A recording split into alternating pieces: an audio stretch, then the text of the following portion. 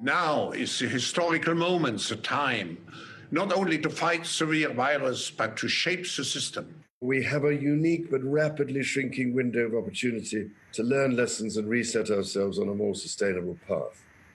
It is an opportunity we have never had before and may never have again. So we must use all the levers we have at our disposal, knowing that each and every one of us has a vital role to play. Now is the time to think what history would say about this crisis. And now is the time for all of us to define our own role. What is it that would make it so that history would look at this crisis as the great opportunity for reset?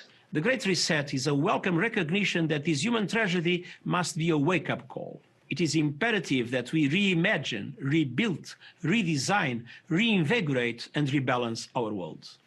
Rebalancing investment, harnessing science and technology, and advancing the transition to net zero emissions, all elements of the Great Reset, are fundamental to building the future we need. The world's problems fit on three sides of a triangle. It's one versus many, man versus nature, and the unfortunate foundation is long-term versus short-term. We had already income inequality that was fueling income, race, gender inequality. We have a climate emergency, which we can't walk away from. There's no doubt that the very survival of the human race requires us to act. Any recovery stimulus should have green conditions attached to it. Energy prices should reflect real costs. You need private sector capital, private sector ingenuity, private sector technology, and private sector capabilities to come to the party. You need enormous trust between the private sector and the public sector for this to actually work. We have to change our economy dramatically in the next 20 or 30 years, and the next 10 years is absolutely decisive. The recovery has to be greener than any of the previous recoveries. And in order to do that, we need to ensure that the stimulus package, including fiscal and monetary, are much greener than they were before. So we cannot waste this opportunity to ensure that the very precious money that's raised from the next generation is spent on green and low carbon.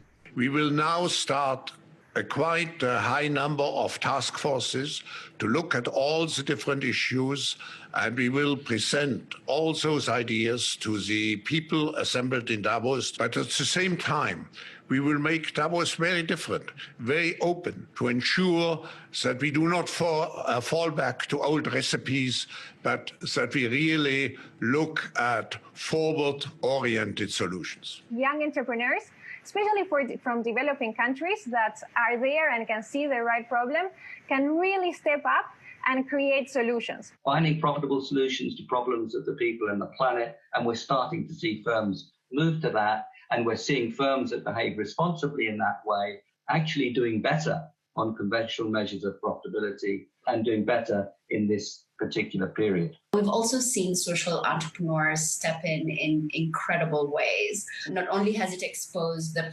precarious reality, but then it has also exposed the opportunity to recenter the reset around the most vulnerable and those on the edge, where it only takes something like a pandemic or difficult circumstances to slide into poverty. And then we need to couple that with new initiatives to equip more people with the digital skills they'll need, not just to have a tech job, but a job that is increasingly tech-enabled in almost every part of the economy. If we can empower consumers with all of this, I think we unleash this next generation to have a much broader impact more quickly. We can never again allow our health, education, care systems to be underfunded. We need our imagination here. Possible is being redefined each and every day right now. So the next time someone tells us that tackling climate change is either too costly